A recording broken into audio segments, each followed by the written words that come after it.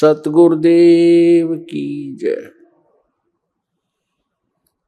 सर्वसंगत से प्रार्थना है, सत्संग प्रारंभ हो रहा है। कृपया सत्संग स्थल पर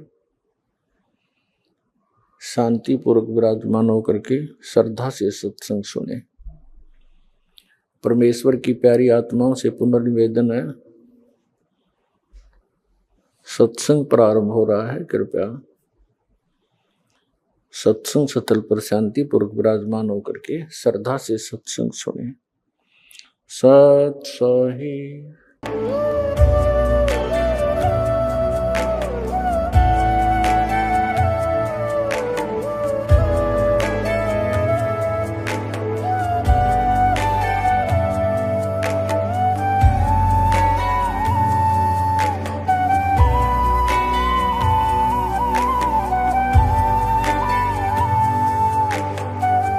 गीता में अर्जुन को स्वयं भगवान कह रहे हैं कि उस परमेश्वर की शरण में जा, उसके लिए उन संतों के पास जा जो तत्वदर्शी हो। इसी प्रकार हजरत मोहम्मद को उनका अल्लाह कह रहा है कि कोई और पूर्ण परमात्मा है, उसको पाने के लिए उन तत्वदर्शी संत की तलाश कर।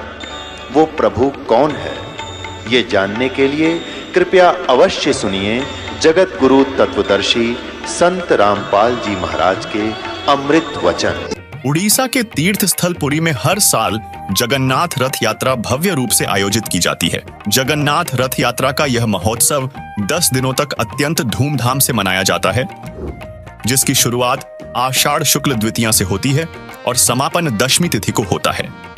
इस महापर्व में शामिल होने के लिए लाखों श्रद्धालु देश विदेशों से आते हैं। भारत सहित कई अन्य देशों में भी यह त्योहार बड़े ही उत्साह के साथ मनाया जाता है।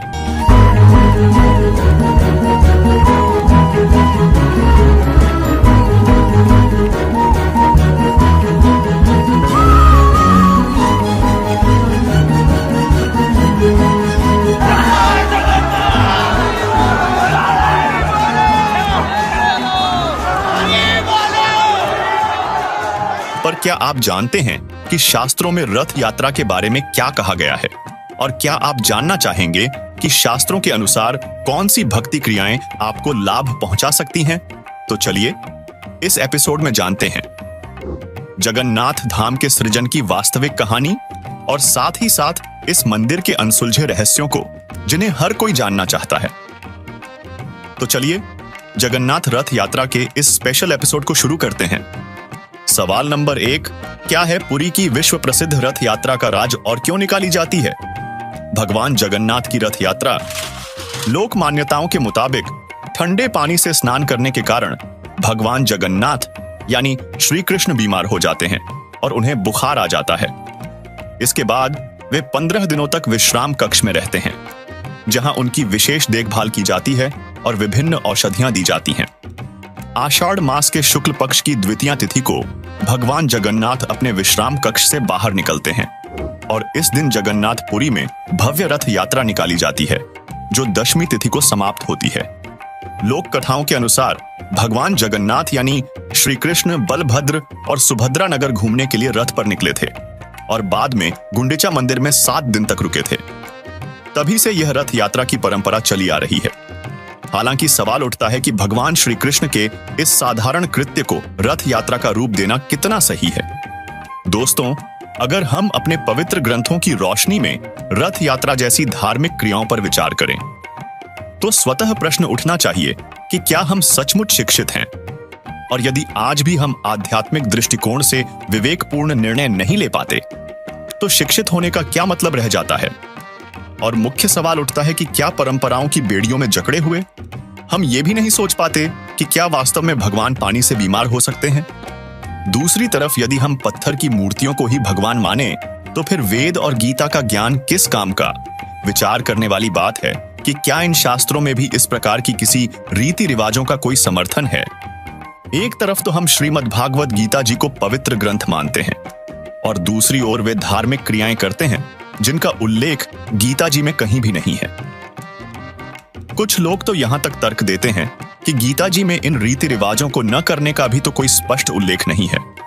तो उन्हें बता दें गीता अध्याय 16 श्लोक 23-24 में लिखा है कि जो व्यक्ति शास्त्र विधि को त्याग कर मनमानी साधना करता है, उसे न तो कभी सुख प्राप्त होता है, न शांति मिलती है, और न ही उसकी गति होती अर्थात मोक्ष नहीं मिलता।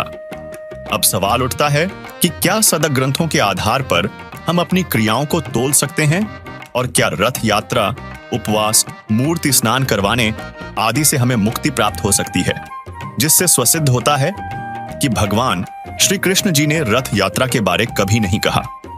वर्तमान में हम शिक्षित हैं और शास्त्र हमारे पास हैं, तो उनका पुनः अध्ययन और मनन करने की आवश्यकता है। अब आप ये विचार करें कि जब गीता जी में ही इसका कोई प्रमाण नहीं है, तो क्या वास्तव में रथ यात्रा की कोई सार्थकता है? दोस्तों, चलिए अब अगले प्रश्न की ओर बढ़ते हैं, जिसमें हम बात करेंगे जगन्नाथ मंदिर में होने वाले चमत्कारों के बारे में।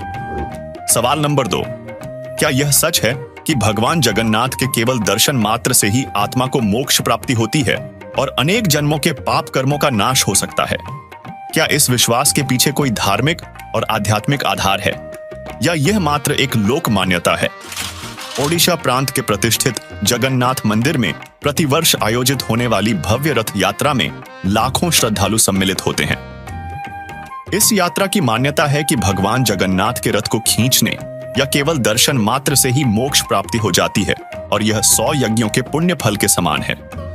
लेकिन दर्शकों, ये क्रियाएं किसी भी तरह से शास्त्र सम्मत नहीं है। गीता और वेदों में कहीं भी इस विधि से मोक्ष प्राप्ति और साधक के पाप नाश का कोई प्रावधान नहीं है। दर्शकों, मोक्ष केवल दर्शन से नहीं, बल्कि पूर्ण गुरु से दीक्षा लेकर मर्यादा में रहकर सतभक्ति करने से ही प्राप्त हो सकता है। जैसे भगवान शिव और माता पार्वती जी सदा साथ रहते थे। पार्वती जी ने शिव जी के दर्शन तो बहुत किए, लेकिन जब तक उन्होंने भगवान शिव को गुरु बनाकर मोक्ष मंत्र प्राप्त नहीं किया, तब तक उनका जन्म मरण होता रहा। जब पार्वती जी का 108वां जन्म हुआ और उन्होंने शिव जी द्वारा बताए गए मंत्र का जाप किया, तब उनका उतना कल्याण हो पाया जितना भगवान शिव जी की उम्र है। अब जरा सोचिए, पार्वती जी तो साक्षात भगवान शिव जी के दर्शन करती थीं, फिर भी उनका कल्याण दर्शन मात्र से नहीं हुआ। जब उनका कल्याण दर्शन से नहीं हो पाया, तो आपका कल्याण केवल मूर्ति के दर्शन से कैसे होगा? यद्यपि ब्रह्मा, विष्णु, महेश तो पूर्ण परमात्मा भी नहीं है। ये स्वयं जन्म मृत्यु के चक्र में आते हैं, जो हमारे पुराणों में प्रमाणित है। देखिए, श्रीमद् देवी भागवत गीता प्रेस गोरखपुर से प्रकाशित है, और इसके कौन है संपादक? हनुमान प्रसाद पोदार चिमनलाल गोस्वामी, और ये गीता प्रेस गोरखपुर से प्रकाशित है। मुद्रित भी वहीं से है। गीता प्रेस प्रकाशक एवं मुद्रक हैं गीता प्रेस गोरखपुर, गोविंद भवन कार्यालय, कोलकाता का संस्थान। इसके 123 पृष्ठ को ही पढ़ेंगे, इसमें बहुत से संशय दूर हो जाएंगे।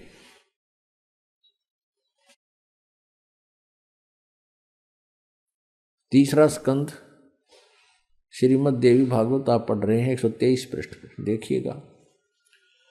तुम भगवान विष्णु जी अपनी माता दुर्गा के विषय में कह रहे हैं स्तुति करते हुए, तुम शुद्ध स्वरूपा हो, यह सारा संसार तुम इसे उद्भासित हो रहा है। मैं ब्रह्मा और शंकर हम सभी तुम्हारी कृपा से विद्यमान हैं। हमारा आविर्भाव माने जन्म और तिरोभाव माने मृत्यु हुआ करता है। हमारा जन्म और मृत्यु हुआ करता है। केवल तुम ही नित हो, जगत जननी हो, प्रकृति और सनातनी देवी हो। फिर यहाँ कहा है, ये स्पष्ट लिखा है, आविर्भाव माने जन्म। भगवान विष्णु जी स्वीकार कर रहे हैं कि मैं ब्रह्मा और शंकर हम सभी का जन्म और मृत्यु हुआ करता है। केवल तुम ही नित्य हो यानी अविनाशी हो, जगत जननी हो, प्रकृति और सनातनी देवी हो। ये भी याद रखना कि प्रकृति दुर्गा के लिए ही कहा जाता है। भगवान शंकर बोले, देवी यदि महाभाग विष्णु तुम्ही से प्रकट हुए हैं तो उनके बाद उत्पन्न होने वाले ब्रह्मा भी तुम्हारे बालक हुए। फिर मैं तमोगुणी लीला करने वाला शंकर क्या तुम्हारी संतान नहीं हुआ? अर्थात मुझे भी उत्पन्न करने वाली तुम ही हो शिवे। संपूर्ण संसार की सृष्टि करने में तुम बड़ी चतुर हो। इस संसार की सृष्टि, स्थिति और संहार में तुम्हारे गुण सदा समर्थ हैं।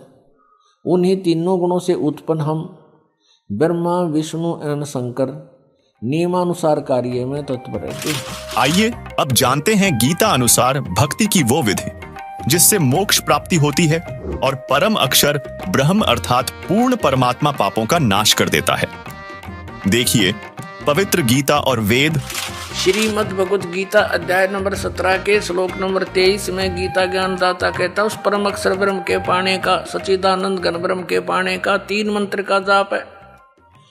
ओम तत्सत अपना तो इसने सार्वजनिक कर रखा है और तत् और सत का इसको ज्ञान नहीं, क्योंकि इसने उस समय आवेश में आकर के परमात्मा के उस ज्ञान का नाश कर दिया। फिर परमात्मा आकर वो ज्ञान बोलते हैं स्वयं अपने अन्य रूप धारण करके,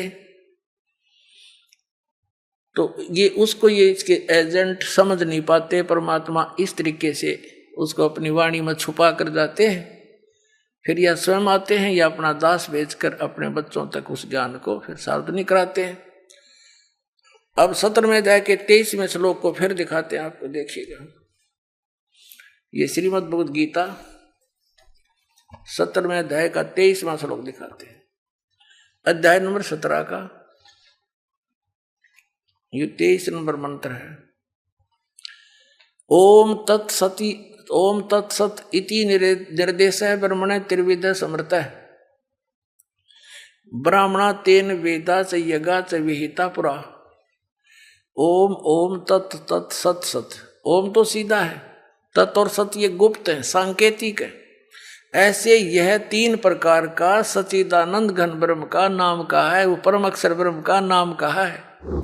अब प्रसंग चल रहा है, हम वहीं आते हैं।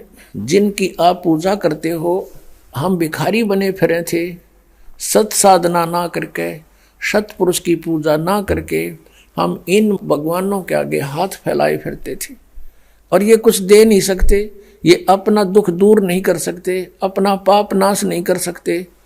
तो जब तक हम उस पूर्ण परमात्मा, जैसे यजुर्वेद अध्याय नंबर 5 के मंत्र नंबर 32 में लिखा है, कबीर अंगारी असी बम्बारी असी सवर ज्योति रित धामा असी। कबीर परमात्मा जो कबीर साहब जो है वो पाप नाशक है, पापों का शत्रु, अरी माने शत्रु, बम्बारी बम्ब माने बंधन, अरी माने शत्रु, बंधनों का नाश करने वाला, बंदी छोड़, यानी हम कर्म बंधनों से यहाँ कैद हैं काल की जाल में, और इस बंधनों को कोई काट दे वो बंदी छोड़, कर्म काट दे वो बंदी छोड़, बंध से छुड़ाने वाला। तो कबीर अंगारी असी बम्बारी असी, बंधनों का शत्रु है। आपको थोड़ा सा हिंट दिखाते हैं। अब कबीर परमेश्वर जी ने कहा था कि वेद मेरा भेद है, मैं ना वेदन के माही, और जौन वेद से मैं मिलूं वो वेद जानते नहीं, कि वेद मेरी महिमा गाते चारों के चारों। लेकिन इन वेदों में मुझे पाने की वे ऑफ वर्शिप नहीं है, पूजा की विधि नहीं है। ये देखिएगा, यजुर्वेद प्रकाशक हैं सार्वदेशिक आर्य प्रतिनिधि सभा 2/5 महर्षि दानंद भवन, रामलीला मैदान, नई दिल्ली। ये यहाँ से छपा है। मुद्रक है Prince Offset Printers 1510 Pataudi house, Daryaganj, नई दिल्ली से। इस 5वें अध्याय का 32वां श्लोक आपको दिखाते हैं। ये है 5वां अध्याय 5वां, और ये यजुर्वेद ये 32वां अध्याय श्लोक है, मंत्र है। यहाँ लिख रखा उसी गसी कबीर अंगारी असी। अब हम इसको कबीर बोलते हैं, बै कबीर, ये वह है, हम वह बोला करें। जैसे किसी का नाम वेद प्रकाश होता, हम कहेंगे आ वेद प्रकाश आजा। जैसे कोई धर्मवीर है तो धर्मवीर बोला करें हम, ये हमारा अपना लोकल लैंग्वेज है। तो हम इसको कबीर को कबीर बोलते हैं। अंगारी माने पापों का शत्रु, बम्भारी माने बंधनों का शत्रु, इन्हीं का। फिर है सवर ज्योति रित धामा असी, ये देखो, हे जगदीश्वर, जिस कारण आप कांतिमान हैं। अंगारी माने छोटे चलन के जीवों, छोटे चलन वाले जीवों के शत्रु नहीं, ये तो बकवाद कर रखी, अनुवाद ठीक नहीं किया। अंग अरि माने शत्रु, अरि इसको संधि छेद करें, अंग अरि, अग माने अंग माने पाप होता है, पाप का शत्रु। और इसने क्या कर दिया, इसका अर्थ यूं कर दिया, संधि छेद करते समय इसको ऐसे कर दिया। और हम इसको अगर जैसे ये यजुर्वेद है, यही इसका इन्हीं से सेट होगा ये मामला। अब ये 36वां अध्याय यजुर्वेद का दानंद द्वारा अनुवाद है इसका। इसके प्रथम मंत्र में लिखा है रचम वाचम परपदे मनो यजु परपदे, ये यजु शब्द है ना ओनली, और यहाँ अनुवाद किया इसने इसका, इसमें यजु का अर्थ यजुर्वेद लिख दिया, बिल्कुल सही किया। अब ये यजु है, यहाँ लिखना पड़ेगा कि ये यजुर्वेद के विषय में है, ये पूरा अब बना इसका अर्थ यजुर्वेद। तो यहाँ ये देखो कवि है, इन्होंने यहाँ कवि कर दिया इस 5वें अध्याय का। और ये जो 32वां श्लोक हम पढ़ रहे हैं, इसमें ये जो कबीर शब्द है, इसको इन्होंने ऐसे कर लिख दिया। अब इसका अर्थ करते समय यह लिखना चाहिए था कबीर देव लिख देते, ये कबीर वह लिख के कबीर लिख देते, कबीर देव लिख देते, तो हम उसको कबीर देव बोल रहे हैं, कबीर देव। हम उसको कबीर देव, देव माने परमेश्वर, कबीर साहब हैं, यहाँ लिखना चाहिए वो कबीर देव हैं। ये कहना कवि इनकी वो समस्या भी हल हो जाए, कवि वो कबीर देव लिखना था, कबीर देव हैं, हम उसको कबीर साहब बोलते हैं, कबीर अपनी लोकल लैंग्वेज में, वो कबीर साहब हैं। बमभारी माने बंधनों के, अरि माने शत्रु, ये तारा दिए जिसकी बकवास है विस्तार तेरा, अरि माने शत्रु, बंधनों के शत्रु, बस ये छोड़ दो, यानी बंधन के शत्रु, अरि माने शत्रु, बम्ब माने बंधन, बंधनों के शत्रु बंदी छोड़ हैं कौन, वो कबीर हैं, कबीर देव हैं। और अंगारी माने पाप नाशक, ये गलत अनुवाद किया इसने। और फिर कौन है वो, रत धामासी, रत धामा, सतधाम युक्त, सतलोक युक्त, हम सतधाम कहें उन्हें सतधाम, सतलोक कह देते हैं, लोक कहो धाम कहो एक ही बात है, सतलोक युक्त यानी रत धामा, यानी वो सतलोक वाले हैं, सतलोक में रहते हैं। और सवर ज्योति स्वयं प्रकाशित, सवर ज्योति इन अड़ंगा कर रखा है, अंतरिक्ष को प्रकाश करने वाले, सवर ज्योति का अर्थ है स्वयं प्रकाशित, तेजो में शरीर युक्त परमात्मा है। यजुर्वेद के 8वें अध्याय का 13वां मंत्र स्पष्ट करेगा। ये 8वां अध्याय और 241 पृष्ठ पे 8वें अध्याय का 13वां श्लोक। इसमें क्या लिखा है कि देव कर्तस्य एनस्य अवजनमसि, मनुष्य कर्तस्य एनस्य अवजनमसि, पितृ कर्तस्य एनस्य अवजनमसि, आत्म कर्तस्य एनस्य अवजनमसि, अनस्य अनस्य घोर, एनस्य अनस्य माने अपराध के अपराध यानी घोर पाप के भी अवजनम। अब आपको इसका यहां दिखाते हैं 242 पृष्ठ पर इन्हीं का अनुवाद किया हुआ, ये 242 पृष्ठ पे। हे सबके उपकार करने वाले मित्र आप, अब यहां इसने मित्र शब्द प्रयोग कर लिया, यहां परमेश्वर ना लिखा, क्योंकि इसको पता था वेदों को पढ़ने वाला मुझ पर पूरा विश्वास करेगा, और मैंने यहाँ लिख दिया मित्र, तो वो ये समझेगा कि मित्र के बारे में लिखा है, भगवान के बारे में नहीं, इसलिए इसको पढ़ पढ़ा कर आगे चल पड़ेगा। आप दान देने वाले के अपराध के, अवजनम एनस्य माने अपराध के, अवजनम माने विनाश करने वाले, असी माने हो, मनुष्य कर्तस्य साधारण मनुष्यों के किए हुए, एनस्य माने अपराध के, अवजनम माने विनाश करने वाले हो। पितर करते से पिता के किए हुए, एनस्य माने अपराध, ये अपराध ही लिखना चाहिए था, विरोधाचरण लिखा है।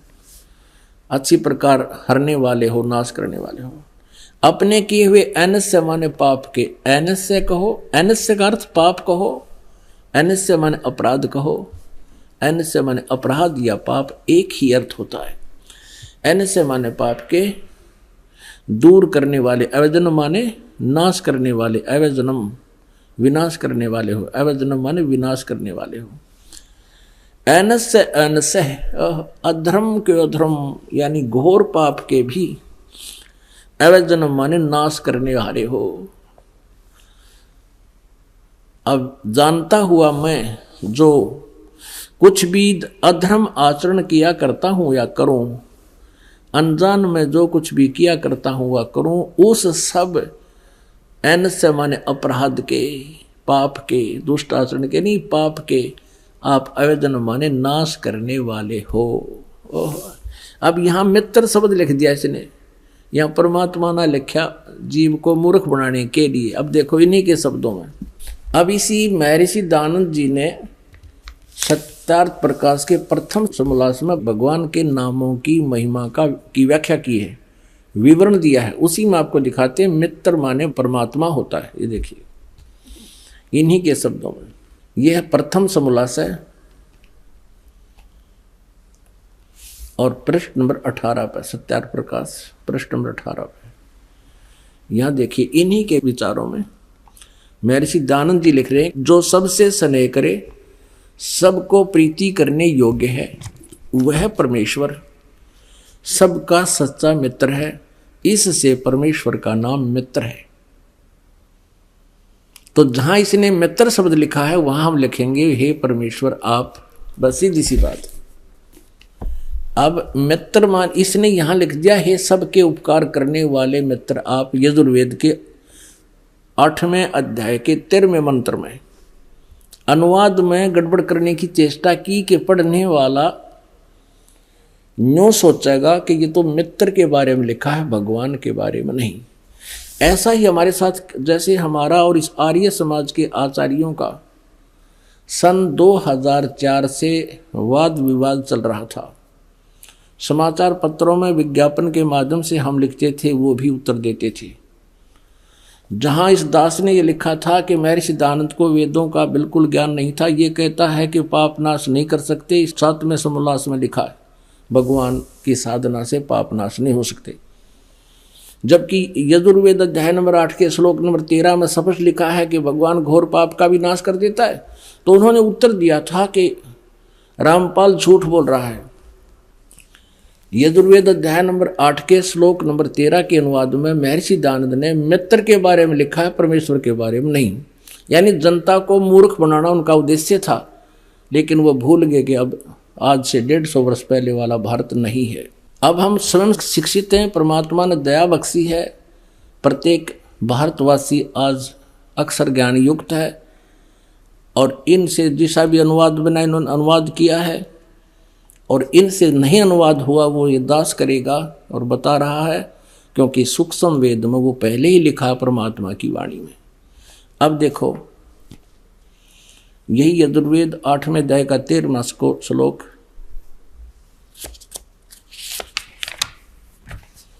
अष्टमो अध्याय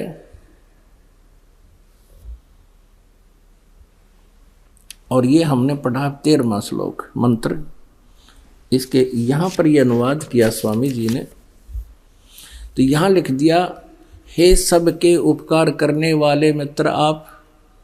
हम यहाँ लिखेंगे हे सबके उपकार करने वाले परमेश्वर आप, दान देने वाले के, एन से माने अपराध मानी यानी पाप के विनाश करने वाले हो, साधारण मनुष्यों के किए हुए अपराध के विनाश करने वाले हो, पिता के किए हुए अनस्य माने अपराध के नाश करने वाले हो, अपने किए हुए पाप के दूर करने वाले यानी नाश करने वाले हो। दर्शकों, अगर हम भगवान जगन्नाथ अर्थात श्री कृष्ण जी के जीवन को देखें तो वे स्वयं अपने प्रारब्ध को नहीं काट पाए। वे अपने भांजे अभिमन्यु की उम्र नहीं बढ़ा सके। ऐसे में साधक को स्वयं विचार करना चाहिए कि अगर श्री कृष्ण जी अपने भांजे की उम्र नहीं बढ़ा सके, संपूर्ण यादव कुल को नष्ट होने से नहीं बचा सके, तो क्या वे अपने साधकों की उम्र बढ़ा सकते हैं? यह सोचने का विषय है, जबकि ऋग्वेद में कहा गया है कि परमात्मा अपने साधक की आयु भी बढ़ा सकता है। देखिए ऋग्वेद। परमात्मा हमारी आयु भी बढ़ा सकते हैं, आपको वेदों में दिखाते हैं, क्योंकि शिक्षा का हमें एक लाभ है तो यही है कि हम सदग्रंथों को स्वयं समझ सकते हैं। और जब तक हम नहीं समझेंगे, कोई भी हमें बढ़ा दे, कुछ भी कह दे, हम उससे की मान लेंगे। जिस कारण से आज तक हम यह भटक रहे हैं और इन नकली संतों के पीछे लटक रहे हैं। ये देखिएगा, यह है ऋग्वेद, आपको दिखाते हैं ये कहां से प्रकाशित है। सर्वदेशिक आर्य प्रतिनिधि सभा, महर्षि दानंद भवन, रामलीला मैदान, नई दिल्ली से। उनके फोन और फैक्स नंबर ये है। ये मुद्रक है प्रिंस ऑफसेट प्रिंटर्स, 1510 पड़ौती हाउस, दरियागंज, नई दिल्ली से। ऋग्वेद मंडल नंबर 10,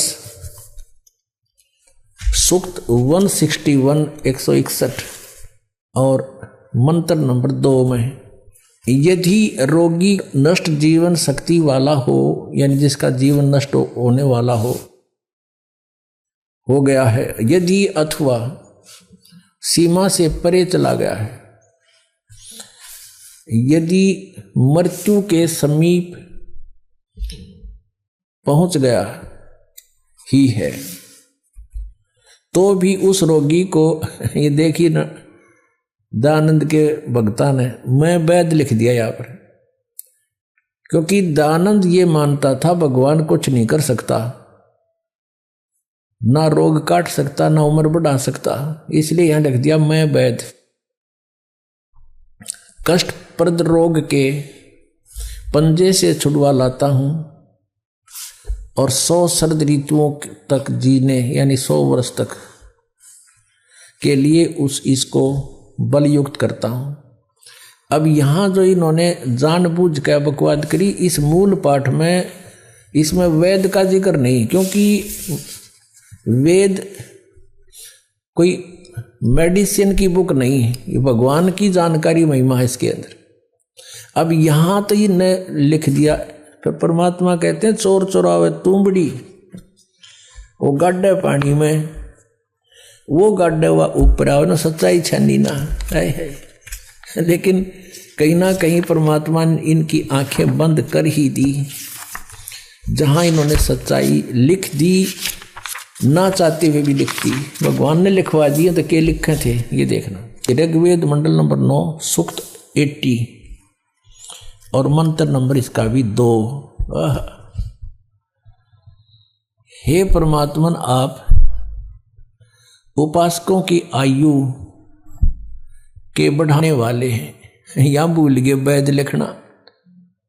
देखा परमात्मा के चोर चुरावे तुमड़ी गाड्डा पानी में, वो गाड्डा हुआ ऊपर आओ ना, सच्चाई छनी ना। और दिखाता हूं इन्हीं के अनुवाद में, ये देखिएगा एक और दिखाते हैं इन्हीं परमात्मा। देखो ये दास अगर आपको अनुवाद करके या बताओ वैसे तो नहीं जच्चे, क्योंकि ये आपका तो यकीन हो जा, पर ये होड़ ना दें, ये कहकर आपको भ्रमित कर देते कि रामपाल को संस्कृत ना आती, ये वेदों के अनुवाद करेगा। और यही हमारे भगवान कबीर साहब के बारे में इन्हें टांग अड़ाई थी कि कबीर अशिक्षित है, अक्षर ज्ञान नहीं, ये संस्कृत का मामला, ये सदग्रंथों को समझना इस जुलाहे के बस का कहां, ये झूठ बोलता है। और परमात्मा सारी सच्ची कहा करते थे। 600 वर्ष पहले ये बात बताया करते तो दास आपको सदग्रंथों से रूबरू करा रहा है, और उन्हीं से आज परमात्मा ने अनुवाद करवा रखे हैं। इन्हीं के अनुवाद में परमात्मा ने दया बख्शवा दी। नन्नू कौन कहे मैं काल हूं और वो भगवान कोई और है, गीता में सारे रेफरेंस दे दिए। मालिक ने कहा दिया, उसका उसने पता ही नहीं मकद के बोल गया, और सच्चाई बुलवा दी दाता ने उस ब्रह्म काल ते कि वो परमात्मा तो कोई और है और मैं तो काल हूं, सबको खाने आया हूं। जब तो नांडी पाक के कही थी कि यहाँ कोई मैंने टोकड़ियाँ नहीं कि मैं कह दूं, और कह दी सच्ची, अब हमारे काम आ गई। अब देखो ये ऋग्वेद है, इसका द्वितीय भाग है। ये लंबी बड़ी जल्द में बड़ी जल्द में है ये। प्रकाशक हैं पंडिता राकेश रानी, और ये कहाँ से छपा है? प्रधान कार्यालय वेद मंदिर महात्मा वेद भिक्षु सेवा आश्रम लेखराम नगर इब्राहिमपुर मुखबेलपुर दिल्ली, दूरवास इतना, दान संस्थान। और ये है इसका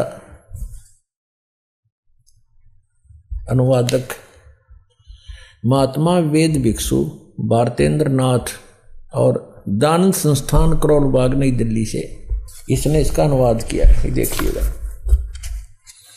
ये है ऋग्वेद मंडल नंबर 10 सूक्त 161, ये 161, और ये दूसरा मंत्र इसका। इसने बहुत बढ़िया अनुवाद किया। सच्चाई, यदि किसी रोगी की जीवन शक्ति समाप्त हो, उसकी आयु ना रही हो, यदि वह सीमा से परे हो गया है, यदि वह मृत्यु के सन्निकट चला गया है, तो भी उसे मैं भारी कष्टप्रद रोग के पंजे से मुक्त कराऊं तथा उसे 7 वर्ष यानी 100 वर्ष के जीवन हेतु बल संपन्न करूं। भावार्थ में भी सही लिखा है इसने, यदि रोगी की जीवन शक्ति समाप्त हो, यानी उम्र खत्म होगी, वो आयु हो रही है और उसका रोग सीमा से पार हो गया है, तब भी परमात्मा उसे इस कष्टप्रद रोग से मुक्त कर 7 वर्ष यानी 100 वर्ष का जीवन दे सकता है। अब बिल्कुल सही लिखा है पर, क्योंकि परमात्मा की महिमा है, या किसी वैद्य की और दवाइयां की किताब नहीं है। ये देखिएगा ऋग्वेद मंडल नंबर 9 सूक्त, ये 80 का है, यहाँ 82 गलत लिख रखा है यहाँ, क्योंकि ये यहाँ से शुरू हुआ है 80 से, और आगे 82 अलग होता है। ये यहाँ से है, ये 79वां सूक्त समाप्त हो गया, ये 80वां चल पड़ा, और इसका ये 2 मंत्र यहाँ है, यहाँ आगे 82 शुरू हो जाता है, इसलिए 81 यहाँ लिख दिया उन्होंने, 81 भी पूरा हो गया। तो ये ऋग्वेद मंडल नंबर 9 सूक्त 80 है, ये 81 यहाँ 81वां है, ये 80वां सूक्त यहाँ समाप्त होता है। यहाँ देख, ये इसके दूसरे मंत्र में ऋग्वेद मंडल नंबर 9 सूक्त 80 समझो 80। हे परमात्मन, आप उपासकों की आयु के बढ़ाने वाले हैं, जो कि तो बिल्कुल सही किया इसने। अपने आत्माओं, हमने उस परमात्मा की शरण ग्रहण करनी है जिसके गुण वेद गावें। परमेश्वर स्वयं कहते हैं, वेद मेरा भेद है, मैं ना वेदन के माही, और जौन वेद से मैं मिलूं ये वेद जानते ना ही। इन चारों वेदों के अंदर कबीर परमेश्वर कहते हैं मेरा ही गुणगान है। तो दर्शकों, अब तक आपने देखा कि श्री कृष्ण जी अर्थात भगवान जगन्नाथ न तो उम्र बढ़ा सकते हैं, न पाप नाश कर सकते हैं, और ना ही उनके दर्शन मात्र से मोक्ष संभव है, जिससे सिद्ध हुआ कि जगन्नाथ रथ यात्रा से मोक्ष और पाप नाश होने के विश्वास के पीछे कोई धार्मिक और आध्यात्मिक आधार नहीं है, अपितु यह मात्र एक लोक मान्यता ही है। वहीं वेदों के उपरोक्त प्रमाणों से यह स्पष्ट होता है कि वास्तव में जगन्नाथ तो कबीरदेव अर्थात कबीर साहेब जी हैं, जिनकी भक्ति से मोक्ष की प्राप्ति होती है, हमारे पाप नाश होते हैं, और यदि आयु भी समाप्त हो गई हो तो वह भी कबीर साहेब जी बढ़ा देते हैं। सवाल नंबर 3, ओडिशा के रहस्यमयी जगन्नाथ मंदिर का निर्माण किसने करवाया और इसके पीछे की वास्तविक कहानी क्या है? इस अद्भुत मंदिर की निर्माण प्रक्रिया और इतिहास में ऐसे कौन से रहस्य छिपे हैं जो आज भी लाखों भक्तों के लिए अनसुलझे हैं? दर्शकों, ओडिशा में स्थित जगन्नाथ मंदिर एक ऐसा पवित्र स्थल है जहां हर साल लाखों भक्त भगवान जगन्नाथ का आशीर्वाद पाने के लिए आते हैं। यह मंदिर 4 धाम तीर्थ स्थलों में से एक है। मान्यता है कि यहां भगवान विष्णु ने पुरुषोत्तम नील माधव के रूप में अवतार लिया था, जिससे इस मंदिर का महत्व और बढ़ जाता है। तो चलिए इस पवित्र मंदिर के निर्माण के वास्तविक रहस्य को जानते हैं। उड़ीसा में एक इंद्र दमन नाम का राजा था। वो भगवान श्री कृष्ण का पुजारी था, परम भक्त था। स्वप्न के अंदर श्री कृष्ण जी ने दर्शन दिए और कहा कि इंद्र दमन एक मंदिर बना दे और जगन्नाथ नाम रख देना उसका, और एक ध्यान रखना उसमें कोई मूर्ति ना हो, उसमें कोई पाखंड पूजा नहीं होनी चाहिए, और उसके अंदर एक विपर छोड़ देना ब्राह्मण विद्वान, और उसके अंदर श्रीमद् भगवत गीता का पाठ करे, सदग्रंथों का ही आधार बनाकर वो ज्ञान देता रहे। कोई पाखंड पूजा मत करना, उसमें कोई मूर्ति स्थापना मत करना। और उन्होंने खुद जाकर स्वप्न में इंद्र दमन को ले जा करके वो स्थान दिखाया जो समुद्र के किनारे पहाड़ पे था, थोड़ा सा पहाड़ी है, कि यहां बनाना। अब ऐसा कहकर श्री कृष्ण जी चले गए। इंद्र दमन सुबह उठा, उसकी खुशी का ठिकाना नहीं। अपनी पत्नी से कहा कि मुझे आज स्वप्न में परमात्मा दिखाई दिए थे। सारी कहानी बताई और कहा भगवान ने कहा कि एक मंदिर बना दे, और वो स्थान भी दिखाया मेरे को कि यहां बना दे, जगन्नाथ नाम रख देना, उसमें मूर्ति नहीं होनी चाहिए, पाखंड पूजा नहीं होनी चाहिए, कोई विपर छोड़ देना, वो कथा सुनाया करेगा। अब उसकी पत्नी बड़ी धार्मिक थी, वह बड़ी खुशी हुई, क्यों हो हमारे तो भाग जाग गए। अब फिर भगवान ने कह दिया तेरे पास सारा संपन्न है, सारा धन है, बहुत पैसा है, और कर दे शुरू। तो इंद्र दमन ने बहुत से कारीगर बुलाए, उनसे नक्शा तैयार करवाया और जाके कहा कि यहाँ भगवान पहुंचे, वहां पर घूमते फिरते, और बताया कि यहाँ बताया था ये स्थान मंदिर बना दे। अब कारीगरों ने तो दर्दी नीम ज्यों की तो, और मंदिर बना के तैयार कर दिया। अब जो ही मंदिर बन चुका, अगले दिन पूजा करनी थी। उसी दिन समुद्री तूफान उठा, बहुत भयंकर, जैसे साइक्लोन कहते हैं। ये कई बार आता उड़ीसा के अंदर, तो बहुत तबाही मचा देता है, ढा देता है मंजिले मंदिरों उनको, मंजिलों को, मकानों को। ऐसा तूफान उठा 40 फुट ऊंचा, बहुत स्पीड का, ऐसे घूमता हुआ, और मंदिर को खत्म कर दिया, नामो निशान मिटा दिया। दूसरी बार फिर बनाया, दूसरी बार भी ऐसे ही हो गया, तो ऐसी स्थिति में आती। तीसरी बार फिर बनाया, ऐसे ही। चौथी बार फिर बनाया, क्योंकि आदेश था भगवान का। अपने दुर्भाग्य को कोस रहा था कि भगवान के आदेश का मैं पालन नहीं करा। कहने का भाव ये है कि खजाने का कोस भी खत्म हो गया, और 4-5 बार मंदिर ने, ये समुद्र ने ऐसी ही घटना कर दी। राजा बड़ा चिंतित हुआ कि भगवान ने एक सेवा दी थी, मैं वो नीच कर नहीं पा रहा, दुष्टों, दुर्भाग्य है मेरा कि मुंह दिखाऊंगा भगवान को उसके गोलोक में जाकर। उसकी पत्नी कहने लगी कि चिंता ना करे, मेरे पास मेरे गहने रखे कितने, मैं क्या करूंगी, आप इतनी चिंता करें, और भगवान के दिए हुए इनसे करते। तो उसने सारे गहने बेच के और फिर शुरू किया। क्या हुआ कि वो मंदिर बनकर तैयार हो गया, और उधर से उसने मंदिर बनाने से हाथ खड़े कर लिए, सरेंडर कर दिया था राजा ने। तब उसकी रानी ने कहा कि ऐसे करो, मेरे गहने ले लो, इससे बनवा लो। कहने लगा गहने लेकर भी बनवा दूंगा, पर ये समुद्र पता नहीं कौन से जन्म का दुश्मन है मेरा, ये उबड़ते ही आले है ऊपर। तो स्वप्न में भगवान दिखाई दिए, श्री कृष्ण जी ने, श्री कृष्ण जी दिखाई दिए। उससे पहले परमात्मा आए स्वयं, एक वृद्ध रूप बनाकर, वृद्ध अवस्था में, बड़े ऋषि उम्र के साधु संत का रूप बनाकर, हाथ में माला और छड़ी ले रहे हाथ में, और आके कहने लगे राजन क्यों चिंतित हो आप। राजा ने बताया कि महाराज जी ऐसे ऐसे मंदिर भगवान दिखे थे स्वप्न में श्री कृष्ण जी, उन्होंने मुझे आदेश दिया था कि मंदिर बना दे इस स्थान पर, समुद्र के पास बनाना जहाँ गहरा समुद्र हो। और मैंने उनके आज्ञा अनुसार मंदिर बनवा लिया। और समुद्र पता नहीं के दुश्मनी बरत रहा है मेरे साथ, तभी तोड़ देता है। 3, 4, 5, 6 बार बना लिया मैंने, मेरा तो कोष भी खत्म हो गया। अब कैसे बनाऊं महात्मा। परमात्मा ने कहा कि मैं इस समुद्र को रोकूंगा, अब ये नहीं आएगा, तू मंदिर बनवा। उसकी पत्नी ने फिर सहारा दिया कि मैं गहने दे दूंगी, अब बना लो। लेकिन इंद्र दमन राजा की हिम्मत नहीं पड़ी थी, उसका दिल टूट चुका था। एक दो में घटना हो जाए आदमी उसी में दिक्कत में बहुत चिंतित हो जाता। तो सपने में श्री कृष्ण दिखाई दिए।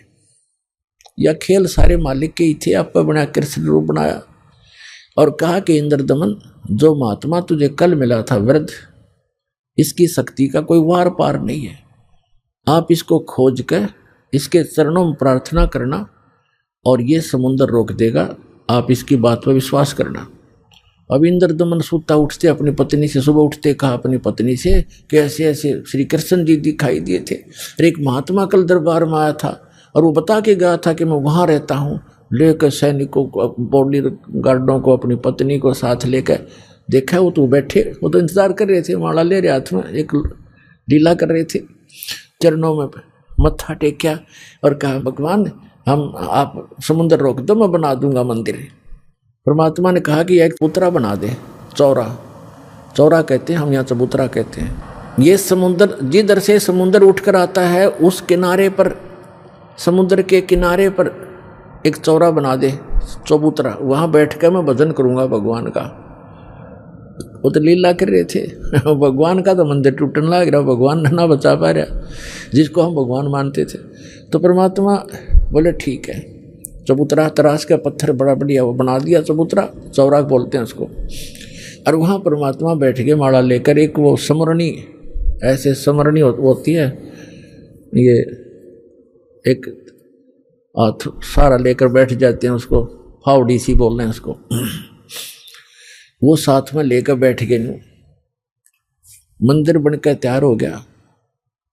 कति और मूर्ति उधर से मालिक ने बनाई दी थी। वह समुद्र एकदम उठा, 40 फुट ऊंचा, और तूफान का रूप धारण किया।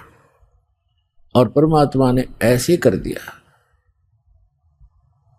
अब जहां वो था समुद्र वहीं रुक गया। इतना वेग से आ रहा था वो पानी, ऐसा रुक गया जैसे पहाड़ बन जाता है, ना नीचे जावे ना ऊपर, ना आगे ना सरका, वहीं खड़ा हो गया।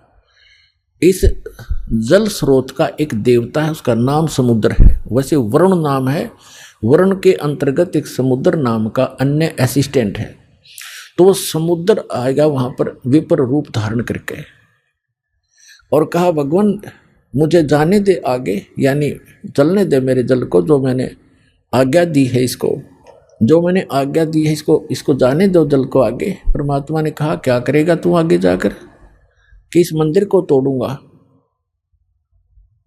परमात्मा बोले कि ये ऐसा वैसा मंदिर नहीं है, इसमें कोई पूजा, इसमें कोई पाखंड पूजा नहीं चलेगी, इसके अंदर कथा करा करेंगे भगवान की, और कोई ऐसा वैसा मंदिर नहीं है जिसमें किसी को भ्रमित किया जाता हो। और एक भवन है भगवान का, यहाँ कथा होती है, इसको मत तोड़ तू। मंदिर को तोड़ा नहीं करते। तो वो कहने लगा नहीं मैं अवश्य तोड़ूंगा। परमात्मा बोले जा फिर तोड़ दे, जा तोड़। कहने लगा मैं आपकी शक्ति के सामने मैं निष्क्रिय हो गया हूँ, आपसे अर्ज करता हूँ आप हट जाओ रास्ते से। अक नहीं, अब नहीं हट सकता, मैंने वचन दे रखा है। तू क्यों तोड़ता है इसको, तेरे क्या दुश्मनी है तेरी इसके मंदिर के साथ? तब समुद्र ने कहा कि जब ये श्री कृष्ण, ये जगन्नाथ श्री राम रूप में था, इसने मेरी बेइज्जती करी थी, इसने मुझे डरा धमकाया था, अग्नि बाण दिखाया था, मेरी इंसल्ट करी थी, उसका बदला लूंगा, इसको खत्म करूंगा, नहीं बनने दूंगा इसका यहाँ पर। तब परमात्मा ने कहा कि देखो इसको तो तू तोड़ नहीं सकता, तेरे में हिम्मत है तो तोड़ दे। फिर कहने लगा जी मुझे कोई विकल्प बताओ, मेरी इज्जत रह जाए। कहने लगे जाके उसकी द्वारका को डुबो ले, वो खाली पत्थर खाली पड़ा है, और यहाँ आसपास भी नहीं आ जाना, 1 मील दूर भाग जाए यहाँ से, तेरी खैर नहीं। अगर फिर भी तो दोबारा इधर आ गया था। आज प्रमाण है जगन्नाथ के मंदिर को दास देख कर आया था, सिर्फ कुछ भक्तों को साथ लेकर ये देखने के लिए कि वास्तविकता है क्या। वहाँ पर कबीर पंथियों द्वारा सुरक्षित वो चौरा स्थान, वो चबूतरा भी है, वहाँ एक अच्छा मकान सा बना रखा है, उसके ऊपर एक मंदिर सा बना रखा है यादगार बनाए रखने के लिए। और उन्होंने भी यही कथा सुनाई कि यहाँ बैठकर भगवान श्री कबीर परमेश्वर जी ने समुद्र रोका था। तो दर्शकों अभी आपने जानी जगन्नाथ मंदिर के निर्माण की वास्तविक कहानी। आगे इस वीडियो में आप जानेंगे जगन्नाथ मंदिर के कुछ और अनसुलझे पहलुओं के बारे में। तो चलिए आगे बढ़ते हैं। सवाल नंबर 4, आखिर क्यों हैं जगन्नाथ मंदिर की मूर्तियां अधूरी? मूर्ति की ऐसी स्थिति के पीछे छिपी वास्तविक कहानी क्या है? दर्शकों, हिंदू धर्म में अखंड या अधूरी मूर्तियों की पूजा वर्जित मानी जाती है, लेकिन पुरी के जगन्नाथ मंदिर में अधूरी मूर्तियों की पूजा की जाती है। आइए जानते हैं इसकी वास्तविक कथा। अब जो ही वो बनाने मंदिर बन रहा था, इतने में गोरखनाथ जी आ गए। एक क्योंकि वो पहचान तो उसको सके नहीं, परमात्मा ने, कबीर जी ने बताया कि वो गोरखनाथ थे। एक सिद्ध पुरुष थे। राजा से कहा कि राजा, इतना बढ़िया मंदिर बना रहे हो, उसमें मूर्ति होनी चाहिए भगवान श्री कृष्ण और उसकी बहन सुभद्रा की और बलराम की। बगैर मूर्ति के मंदिर कैसा? उन्होंने कहा, राजा ने कहा कि भगवान ने सौपन में मुझे मना किया था कि सौपन तो सौपन ही होता है, हमारे आदेश का पालन करो। ला कर ली। राजा डर गया, भाई कि देखो ये कोई दुराशीष ना दे दे साधु। तो राजा ने कहा, जी जैसे आपकी इच्छा, और कहा चंदन की लकड़ी से बनवाना। क्या? अच्छा जी। अब कारीगर खोजे, अब मूर्ति बनाकर तैयार करें। तैयार होते होते बिल्कुल तैयार हो जाए मूर्ति, ऐसे बिखर जा, सारी टूट जा, टुकड़े टुकड़े हो जाते। 2-3 बार ऐसे की, ऐसे टुकड़े टुकड़े होगी। राजा बहुत चिंतित हुआ कि उधर वो सिद्ध पुरुष है, यदि ये मूर्ति नहीं बनवाई तो यूँ कहेगा तू पहले नाट्य था और तेरी नीत में खोट है, मुझे श्राप देगा। राजा की नींद हराम होगी। उधर से मंदिर की चिंता, उधर से ये मूर्ति नहीं बन रही है। अब परमात्मा एक कारीगर का रूप बना के, वृद्ध कारीगर जैसा नरसी के पास आए थे, और वहाँ एक वृद्ध कारीगर, कति वृद्ध 86 वर्ष की आयु दिखा रहे हों, जैसे लीला करें, और कहा, राजन मैं बड़ा अनुभवी कारीगर हूँ और मैंने बहुत से ऐसी लकड़ी चंदन का बहुत बड़ा मास्टर हूँ, और मैंने सुना है कि यह मूर्तियाँ बन नहीं पा रही, मैं मूर्ति बना दूंगा। राजा ने बड़ी खुशी हुई कि अनुभवी व्यक्ति दिखे है और मेरी शायद बात बनेगी। कहा, जी ठीक है, बनाओ, अभी मंगा देता हूँ चंदन की लकड़ियाँ। कहने लगा, मुझे एक कमरे में बंद कर दो, इन जब तक मैं ये मूर्ति ना बन जावे मैं बाहर नहीं निकलूंगा। वैसे नहीं बनेंगी ये मूर्तियाँ, और अब बनने के बाद मैं अपने आप आ जाऊंगा, चिंता मत करना। और तुम बीच में मुझे डिस्टर्ब ना करना, डिस्टर्ब करोगे तो मूर्ति जो कि तो जितनी बन चुकी होंगी उतनी रह जाएंगी। राजा बोला, जी ठीक है, जैसे आपका। उसका भोजन पानी अंदर रखवा दिया सारा। अब वो नाथ जी आ गया कमरे में, भगवान ने बैठे 4-5 दिन हो गए, 3-4 दिन हो गए थे। उसने राजा से पूछा कि क्या मूर्ति बनाई? राजा ने कहा, जी हम बहुत ट्राई कर रहे हैं, देखो बहुत सी मूर्ति बनाई। ये कारीगर बैठे थे, वो भी बुला रखे थे, बुला लिए, ये बना रहे थे, ये टूट जाती हैं। देखो भगवान कितनी, एक नाथ जी कितनी लकड़ी खराब होगी है, तब क्या, अब कैसे चलेगी? बनवाने हो, अवश्य बनवानी है। जी बनवा रहा हूँ, एक कारीगर है बहुत अनुभवी और वो बना रहा है मूर्ति। तो नाथ जी ने कहा, मुझे दिखाओ पहले, बनने के बाद उसमें कोई डिफेक्ट होगा, अभी तो जल्दी मंदिर तैयार होने वाला है, फिर रखनी पड़ेगी, कोई डिफेक्ट होगा तो मैं ठीक करवाऊंगा, ऐसी वैसी मूर्ति थोड़े रखने दूंगा। तो उन्होंने बताया, जी कारीगर ने कहा कि जब तक मैं मूर्ति नहीं बनेगी मैं बाहर नहीं आऊंगा, और बीच में तुमने मुझे छेड़ दिया तो मूर्ति वहीं की वहीं रह जाएंगी। नाथ जी कहने लगे, ऐसी कोई बात है, खुलवाओ इस दरवाजे को। अब खटाखट खटखट करें, कारीगर दरवाजा खोलो, कारीगर दरवाजा खोलो, नहीं खोला। तो उन्होंने सोचा, नाथ जी ने कहा कि हो सकता है बूढ़ा आदमी मर गया हो, तुम अच्छे व्यक्ति हो, दरवाजा तोड़ दो। वहाँ दरवाजा तोड़ दिया, वहाँ कारीगर था ही नहीं। वह मूर्ति जितनी बन गई थी, उनके हाथ बनाने रह रहे थे, वह न्यू के न्यू रह गए। तीनवा के वह टूंड और पैर के पंजे, वो तीनवा न्यू हाथ टूंड, न्यू के न्यू, कारीगर था नहीं। अब राजा कहने लगा, जी और बताओ अब क्या करूं? तो अन्य कारीगरों ने बताया, जब इसके ऐसे भी लगा दी ना सारी टूट जाएंगे। नाथ जी तक इसे गया, रख दो न्यो की न्यो, मूर्ति अवश्य रख दो। अब वो मूर्ति न्यो की न्यो रखी ठाके। तो पुण्यात्माओं, आज हम अपने भगवान को पहचान लेंगे। पहले हमने हमारे को कोई किसी ने कुछ भगवान बता दिया, एक मिट्टी का रख दिया कोई खिलौना सा, ये तेरा भगवान, हमने वो ही मान लिया, क्योंकि हमें परमात्मा की चाह थी, आज भी है। अब जैसे मूर्ति रख दी भगवान की, श्री कृष्ण जी की, विष्णु जी की, तो हमने स्वीकार कर लिया। विष्णु जी के गुणगान उन्होंने सुनाए, हमें मान लिया। कहाँ से सुनाए उन्होंने विष्णु जी और ब्रह्मा शिव जी के गुणगान, गुण कहाँ से सुनाए? विष्णु पुराण से विष्णु जी के, शिव पुराण से शिव जी के। तो किसी ने बताया कि भगवान की मूर्ति है, इसी की पूजा से तेरा मोक्ष हो जाएगा, हमने वो भी शुरू कर दिया। ये भूल थी, ये गलत था। मूर्ति बुरी नहीं, मूर्ति की पूजा गलत है। मूर्ति का होना अनिवार्य है। मूर्ति से हमें प्रेरणा मिलती है। जैसे हम किसी सूरवीर की मूर्ति देखते हैं, चित्र देखते हैं, और उनके गुणों से हम परिचित होते ही हैं, तो गुणों से परिचित होने से उसकी मूर्ति देखते ही हमारे अंदर भी वैसा ही भाव बन जाता है। जैसे हम सेब की मूर्ति देखते हैं, आम का चित्र देखते हैं, आम की मूर्ति देखते हैं, तो हमारे अंदर उसके गुणों का ज्ञान होते ही उसको पाने की भी इच्छा बढ़ जाती है।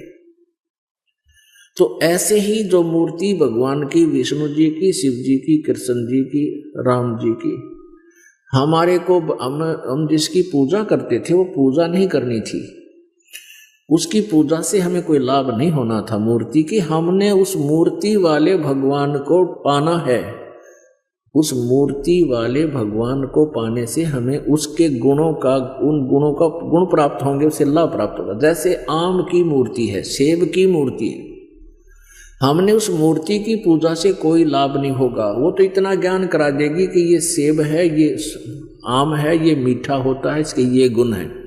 अब मूर्ति वाले सेब को ढूंढना पड़ेगा, ओरिजिनल को, तब हमारा पेट भरेगा। तो कबीर परमात्मा जी मूर्ति के विरोधी नहीं थे, मूर्ति पूजा के विरोधी थे। इन ढीठ लोगों ने हमें इतना रूढ़िवादी बना दिया कि हम केवल मूर्ति की ही उसी का घंटी बंटी बजा के, उसके तिलक तिलक ला के श्रृंगार करने में लागे रहते। इतना उसके श्रृंगार में लाग गए, इतना ठीक है, खराब हो रही हो तो पोछा मार दे, कपड़ा साफ करके प्रणाम करो मूर्ति को, क्योंकि भगवान को उस मूर्ति को प्रणाम कर, परमात्मा को प्रणाम होता है। ये श्रद्धा हमारी बनती है, भाव बनता है। लेकिन पूजा और सत्कार में अंतर होता है, पूजा और सत्कार में बहुत अंतर होता है। तो ऐसे हमने पूजा नहीं करनी, सत्कार करने से हमारे अंदर विनम्रता बनी रहेगी। भगवान सामने दिखाई दें, जैसे मूर्ति है और सामने भगवान ही आ जाए, तो हमारा वैसे ही भाव रहे जैसे मूर्ति नहीं, ये परमात्मा आखड़े हुए। लेकिन लाभ मिलेगा भगवान से ही। वो मिलेगा कैसे परमात्मा? उसके पाने की वे ऑफ वर्शिप गीता जी में बहुत अच्छी वर्णित है। जैसे गीता जी अध्याय नंबर 8 के श्लोक नंबर 13 में कहा, गीता ज्ञान दाता ब्रह्म कहता है मेरी पूजा करनी है, मेरा केवल एक ओम मंत्र है, बस, नथिंग एल्स। और 8वें अध्याय के 3 श्लोक में जिस परम अक्षर ब्रह्म के बारे में बताया है उसकी पूजा करनी है, तो 17वें अध्याय के 23वें श्लोक में कहा कि ओम तत्सत इति निर्देश है ब्रह्म त्रिविध समर्थ है। उस परमात्मा के यानी परम अक्षर ब्रह्म के पाने का ओम तो सीधा ही क्लियर है, स्पष्ट है, और तत् और सत ये दोनों सांकेतिक गुप्त हैं। ये दास बताएगा, वास्तविक ये कोड वर्ड है। तो ओम और तत् ये 2 अक्षर मिलकर के सतनाम बन जाता है। ये सतनाम कोई जाप करने का नहीं है। और ये ओम ब्रह्म का जाप है, ये तत् सांकेतिक जो दास बताता है, जिसको सतनाम प्राप्त है उनको पता है, ये परब्रह्म का जाप है, यानी अक्षर पुरुष का जाप है।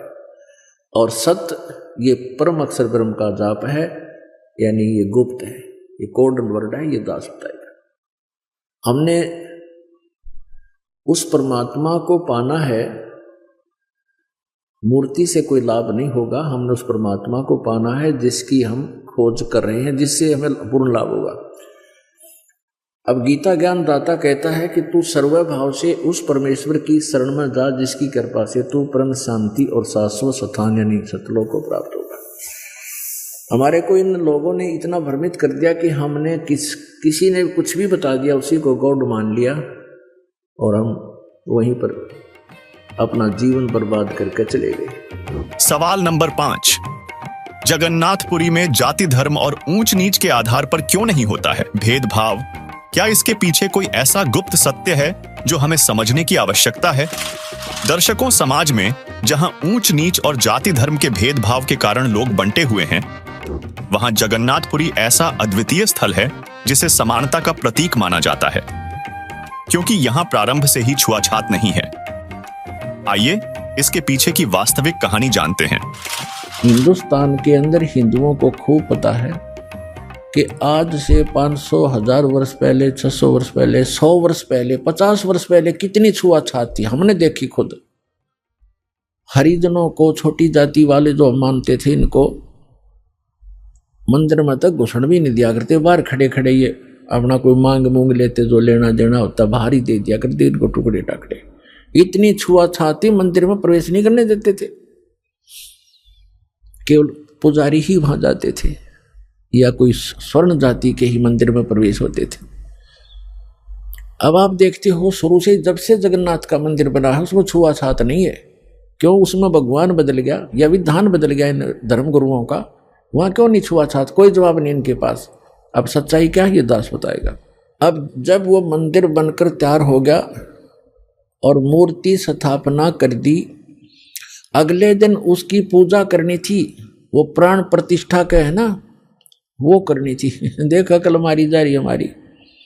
कारीगर तो मूर्ति बनावे और पुजारी उसमें प्राण डाल है और फिर हम पूजा उस पत्थर ने। बता, ये थी पूजा हमारी। प्राण उसमें प्राण प्रतिष्ठित करे था, करें पुजारी, आगे भी इसमें प्राण डाल दिए, फिर भगवान खा करेगा जब हमने प्राण डाल दिए उसमें। अकल मारी जा रही थी हमारी, कोई ज्ञान नहीं था, कोई आधार नहीं था। तो फिर क्या हुआ, सुबह चले पांडे पूजा करने के लिए। राजा भी साथ में, रानी भी साथ में, सैनिक भी साथ में, आगे आगे पांडे। और परमात्मा वहां घूमते थे। उनको पता था ये शूद्र है। ब्राह्मणों को, पंडितों को पता था कि शूद्र है। परमात्मा जगन्नाथ के मंदिर के गेट के बीच में खड़े हो गए उस दिन, जिस दिन वहां थे पूजा करने के लिए। अब परमात्मा ने पीछे न मुंह कर लिया, जिधर से वो आ रहे थे मंदिर को देख रहे थे ऐसे खड़े खड़े, जैसे अजनबी व्यक्ति देखा करता पहली बार आके। अब जो ही वो मुख्य पांडा सामने आया, पहले तो वो मंत्र मंत्र करता नहीं देखता था तुझे कोई देख रहा कि नहीं, आज तू सबसे प्रमुख है। सामने निकट आकर देखा कि एक शूद्र खड़ा है गेट पर। परमात्मा को उसने ऐसे हाथ मारा और परमात्मा इतनी दूर गिर गए जाके और कहा, शूद्र तुझे शर्म नहीं आती? तो ऐसे पवित्र मंदिर के द्वार पर खड़ा है, दूर मर जाए यहाँ से। तो ने अछूत कर दिया सारे मंदिर को। अब परमात्मा एक तरफ बैठ के जाके, जैसे एक ऐसा ही व्यक्ति बैठ जाता है, एक तरफ नो करके बैठ गए। अंदर जाकर क्या देखते हैं, वो तीनों मूर्ति उस अछूत का रूप धारण किए हुए हैं। अरे क्या हो गया, अरे ये क्या हो गया, ये कोई जादूगर है, ये अछूत कोई जादूगर है, देखो मूर्ति कैसी बन गई है। परमात्मा थोड़ी देर में फिर वह लीला खत्म कर दी। वह नो के नो श्री कृष्ण हर खड़े, फिर उन्होंने मांझे धो गंगा जल से शुद्ध करो, ये तो अछूत ने अपवित्र कर दी। वो सारा कुछ उन्होंने कर करा के अपना फारिग हुए, मंदिर चालू हो गया। उधर से क्या हुआ, उस मुख्य पांडे ने जिसने भगवान का धक्का मारा था, धक्काए थे, उसके सारे शरीर में कोढ़ शुरू हो गया। कोढ़ ही हो गया।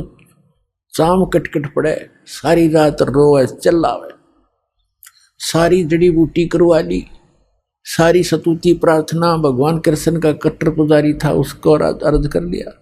तो सपने में श्री कृष्ण दिखे उसने और कहा जाके कि पांडे, उस महापुरुष के चरण धो के पी ले, तेरा तब पीछा छूटेगा, नहीं तो तेरी जान नहीं बचेगी। मेरे पास कोई तेरा समाधान नहीं इसका। अब कहते मरता क्या नहीं करता। उसने अपने साथी पांडे बुलाए और कहा, भी भगवान ने ऐसे ऐसे कहा है मेरा बुरा हाल है। और ऐसे आदेश दिया है भगवान ने, क्या करूं मैं? वो कहने लगे क्या फर्क पड़ता है, जान बच जाएगी। और चल चरणामृत ले ले, उसके माफी मांग ले, क्षमा याचना कर ले। परमात्मा बैठे थे वहां, घूमया करते हो तो काम ही सारे थे। अब वो पांडा तो लेकर चल रहा कटोरे में जल, चरणामृत बनाऊंगा। वो निकट आओ, परमात्मा आगे को चल दे। अके नहीं पांडे, दूर रहना, हम अछूत है, दूर रहना, अछूत है। और वो हाथ जोड़े, महाराज डट जाओ, महाराज जी रुक जाओ, मैं मर गया, मेरा बुरा हाल है। कि नहीं आप अछूत, आपको अछूत के निकट नहीं आना चाहिए। अब काफी देर उनकी रिहर्सल करके रैली काट गए, तब बैठ गए एक पत्थर पे। अकबोल क्या कहना चाहते हो? उन्होंने कहा जी ऐसे ऐसे मुझे कोड लग गया, मेरा कुछ समाधान बताओ। आपके चरण धोकर पीऊंगा, श्री कृष्ण जी ने बताया है। परमात्मा बोले चरण धोना अच्छी बात है, लेकिन केवल चरण धोने कर पीने से नहीं बनेगी बात। मैं जो कहूं वो करना पड़ेगा, अगर जो कहोगे वही कर लूंगा। इस मंदिर के अंदर कोई छुआछात नहीं होगी। यदि तुमने छुआछात की तो तुम्हारी सबकी यही दशा फेर हो जाएगी, जो भी इसमें छुआछात करेगा। अब सुनिए सूक्ष्म वेद में वर्णित जगन्नाथ मंदिर के रहस्य को शब्द के माध्यम से। अर्ध रात्रि बीत गई थी, सौपन में दिखे घनश्याम, इंद्र दमन एक मंदिर बनवा दे, जगन्नाथ हो जिसका नाम। इंद्र दमन एक मंदिर बनवा दे, जगन्नाथ हो जिसका नाम। अर्ध रात्रि बीत गई थी, सौपन में दिखे घनश्याम, इंद्र दमन एक मंदिर बनवा दे, जगन्नाथ हो जिसका नाम। इंद्र दमन एक मंदिर बनवा दे, जगन्नाथ हो जिसका नाम। सुन राजा एक भवन बना दे, संग समुद्र गहरा हो, गीता जी का ज्ञान चले वहां, विपर कथा कोई कह रहा हो। ना मूर्ति न पाखंड पूजा, वो सहज स्वभाव से रह रहा हो। योग युगत की विधि बतावे, जिससे मन इंद्री पर पैरा हो। कलयुग में जो नाम जपेगा, उसके सरेंगे सारे काम। इंद्र दमन एक मंदिर बनवा दे, जगन्नाथ हो जिसका नाम। इंद्र दमन एक मंदिर बनवा दे, जगन्नाथ हो जिसका नाम। अर्ध रात्रि बीत गई थी, सौपन में दिखे घनश्याम, इंद्र दमन एक मंदिर बनवा दे, जगन्नाथ हो जिसका नाम। 5 बार मंदिर बनवाया श्री कृष्ण जी के कहने से, मंदिर टूटा अवशेष बचाना, वो तेज समुद्र बहने से। 5 बार मंदिर बनवाया श्री कृष्ण जी के कहने से, मंदिर टूटा अवशेष बचाना, वो तेज समुद्र बहने से। कहे कबीर अब मंदिर बनवाओ, यो टूटे ना मेरे रहने से। 6 बार मंदिर बनवाया राजा ने रानी के गहने से। कहे कबीर अब मंदिर बनवाओ, ये टूटे ना मेरे रहने से। 6 बार मंदिर बनवाया राजा ने रानी के गहने से। कह श्री कृष्ण ये पूर्ण ब्रह्म कबीर यही है, इसके चरणों में कर ले प्रणाम। इंद्र दमन एक मंदिर बनवा दे, जगन्नाथ हो जिसका नाम। इंद्र दमन एक मंदिर बनवा दे, जगन्नाथ हो जिसका नाम। अर्ध रात्रि बीत गई थी, सौपन में दिखे घनश्याम। इंद्र दमन एक मंदिर बनवा दे, जगन्नाथ हो जिसका नाम। कहे कबीर एक चबूतरा बनवाओ, जहां राम नाम लो लाऊंगा। जिस पर बैठ मैं संग समुद्र को रोकूं और मंदिर को बचाऊंगा। कहे कबीर एक चौरा बनवा दे, जहां बैठ राम नाम लो लाऊंगा। जिस पर बैठ समुद्र को रोकूं और मंदिर को बचाऊंगा।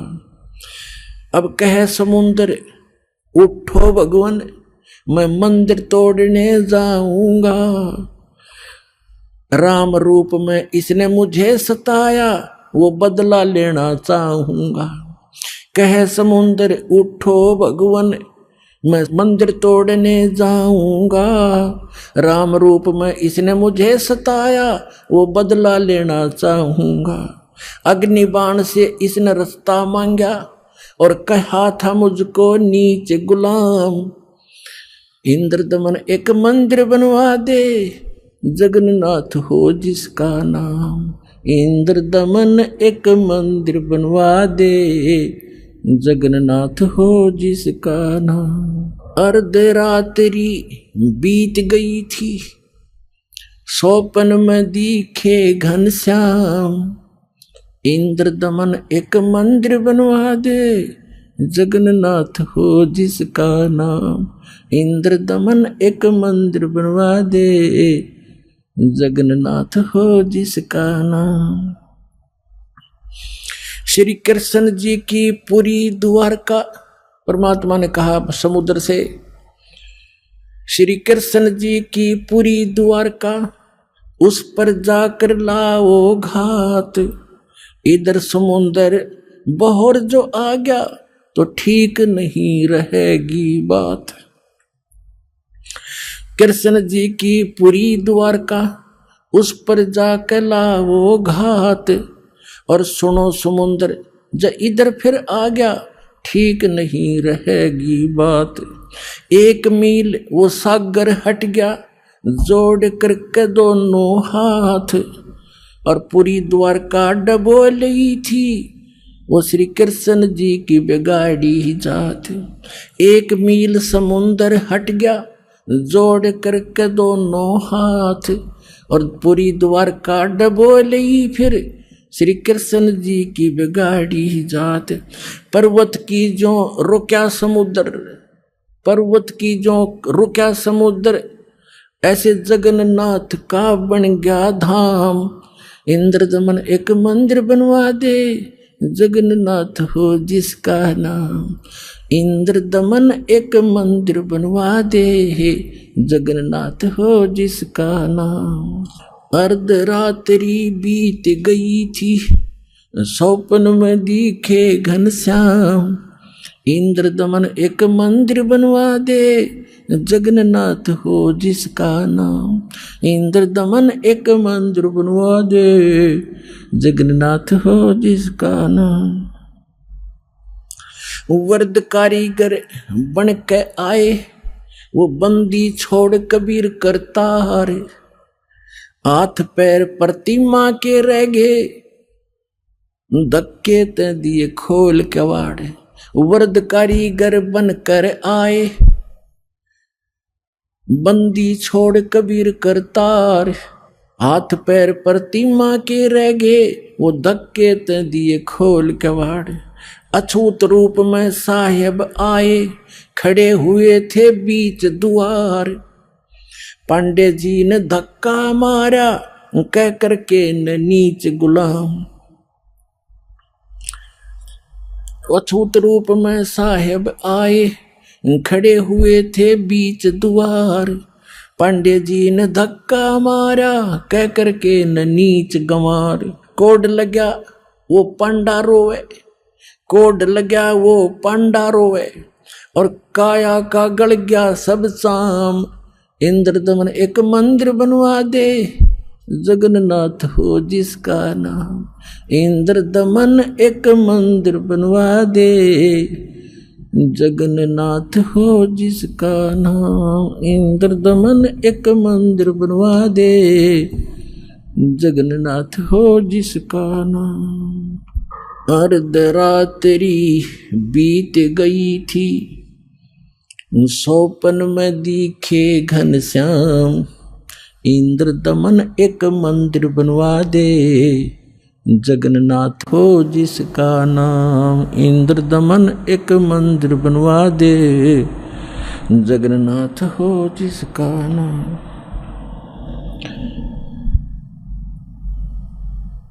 चरण धो पांडे न पिए, चरण धोकर पांडे न पिए, ज्यों की तो फिर होगी खाल। और कहे कबीर सुनो सब पांडा, यहाँ पर छुआ छात की न चाल चाल। चरण धोकर पांडे न पिए, ज्यों की तो फिर होगी खाल। कहे कबीर सुनो सब पांडा, यहाँ छुआ छात की न चाल चाल। जय कोई छुआ छात करेगा, उसका भी होगा यही हाल।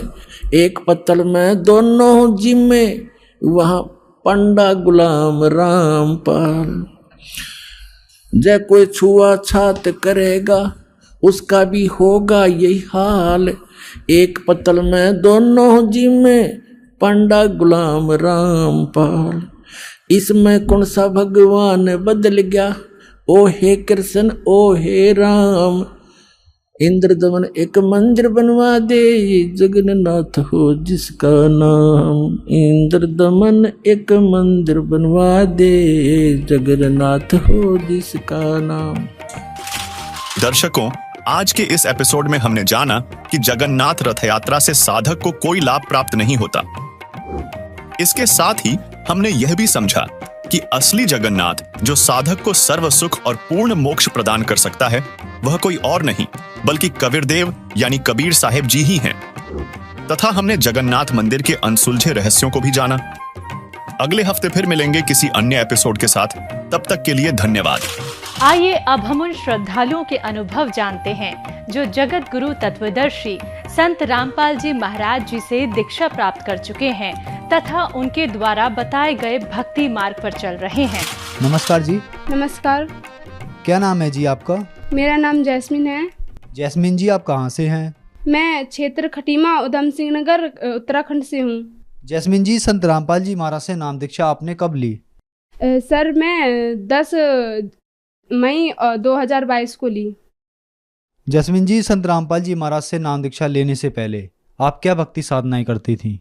सर मैं भक्ति साधना तो यीशु जी को ही मानते थे। मेरा पूरा परिवार मेरा जन्म भी नहीं हुआ था तब से यीशु जी को मानते थे। हम क्रिश्चियन थे। मेरी मम्मी नाम उपदेश ले रखी थी क्रिश्चियन में, बैप्टिज्म कहते हैं जिससे। और घर में मैं, मेरा भाई और मेरे पापा तो नहीं ले रखे थे नाम उपदेश, लेकिन हम सत्संग में जाते थे और मैं हर संडे को जाती थी यीशु जी की संगत में। और वहाँ पे जो यीशु जी के बारे में बताते थे तो कुछ अटपटा सा भी लगता था, लेकिन अच्छी लगते थे। उनके जो भजन आते थे, जो वो अच्छे काम किए थे वो अच्छे लगते थे। लेकिन जिस तरह वहाँ के पास्टर लोग बताते थे, तो मछुआरे थे, उन्होंने जार फेंका तो मछली एक भी नहीं आ रही थी। जब यीशु जी ने फेंका जार तो मछली बहुत सारी आ गई। तो इस बात से क्वेश्चन उठता था, जब यीशु जी ने अगर मानते हैं कि हाँ यीशु भगवान है, ये जीव उन्होंने बनाया तो जीव हत्या थोड़ी नहीं करेंगे वो। तो इस वजह से मेरा क्वेश्चन भी उठता था, लेकिन कोई क्वेश्चन का जवाब नहीं मिलता था मेरे को। तो जब मैं संत रामपाल जी महाराज जी की शरण में आई, फिर उन्होंने, मैं पहले तो आ नहीं रही थी उनके शरण में, तो उन्होंने जब बाइबल खोल के दिखाई कि देखो बेटा इसमें ये लिखा है बाइबल में, किसी ने हमें कुछ बताया ही नहीं सच्चाई, तो उसमें मैंने देखा कि हाँ परमात्मा, संत रामपाल जी महाराज जी ने बताया कि परमात्मा जी ने 6 दिन में सृष्टि रची, 7वें दिन में तख्त में जा विराजे। उत्पत्ति नंबर 1 और 3 में लिखा है। जैस्मिन जी, आपने जो बताया, आप जो क्रिश्चियन धर्म से हैं, उनकी साधना करते हैं, तो फिर आप संत रामपाल जी महाराज की शरण में क्यों आई? क्या कारण रहा? सर कुछ हम ऐसे आए संत रामपाल जी महाराज जी के शरण में कि मेरे पापा बहुत ज़्यादा ड्रिंक करते थे, कलेश पात रहते थे परिवार में। तो किसी मतलब मेरे पापा के जो दोस्त थे तो उन्होंने संत रामपाल जी महाराज जी से नाम उपदेश ले रखे थे वो। तो मेरे पापा मतलब उनकी दुकान है ना टेलर की, तो पापा जाते थे उनकी दुकान या घर पे, तो वो हमेशा यही कहते थे कि आप संत रामपाल जी महाराज जी से नाम उपदेश ले लो और ये जितने भी गंदे विकार नशीले पदार्थ ये सब छुड़वा देते हैं। क्योंकि फिर मेरे पापा कहते थे हाँ ले लूँगा, लेकिन उनके बात टाल देते थे बार बार।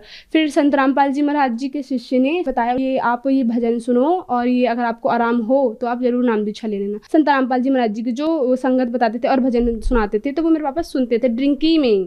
फिर एक दिन खुद ही उन्होंने कहा कि मैं भी नाम उपदेश लूँगा, ये ड्रिंक्स में बहुत परेशान हो गया हूँ, मैं छोड़ना तो चाहता हूँ लेकिन छूट ही नहीं रही है। जब मेरा दोस्त छोड़ दिया संत रामपाल जी महाराज जी शरण में आ गए तो मैं क्यों नहीं छोड़ दूंगा। तो हमें विश्वास नहीं हो रहा था क्योंकि वो बार बार ऐसे ही कहते थे। फिर उस दिन उन्होंने नहाया धोया, फिर संत रामपाल जी महाराज जी के नामदान केंद्र गए नानंग बता। वहाँ से मेरा भाई और मेरी मम्मी और मेरा पापा वो तीनों नाम उपदेश ले आए थे संत रामपाल जी महाराज जी से।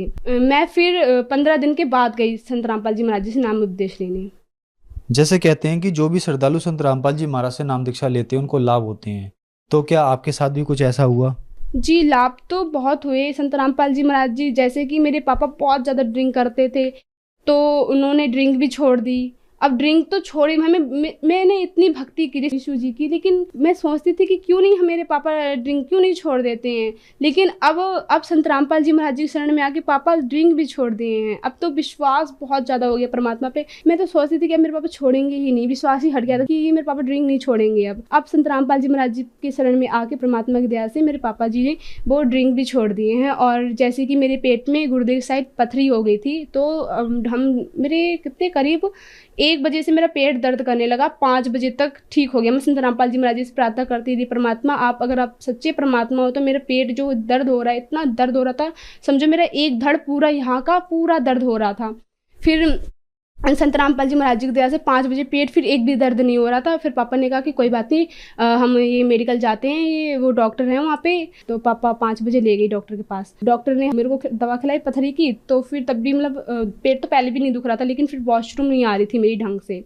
तो फिर मैं स्कूल में जाती थी पढ़ने क्योंकि मेरा 10 का था ना उस टाइम, तो मेरे को पेपर भी करीब आ गए थे। मेरे क्लास से बच्चे कहते थे तू क्यों जाती है बार बार वॉशरूम, क्यों जाती है। मैं उन्हें बता रही थी तब भी नहीं समझ रहे थे। तो मैं सीधे स्कूल से आई, स्कूल की ड्रेस भी नहीं चेंज की, सीधे मैं संत रामपाल जी महाराज जी से आके रोने लगी। परमात्मा मेरे स्कूल में मुझसे बच्चे ऐसे ऐसे कहते हैं कि तू क्यों जाती है बार बार वॉशरूम। उन्हें बताती भी हूँ सच्चाई फिर भी नहीं मानती हैं।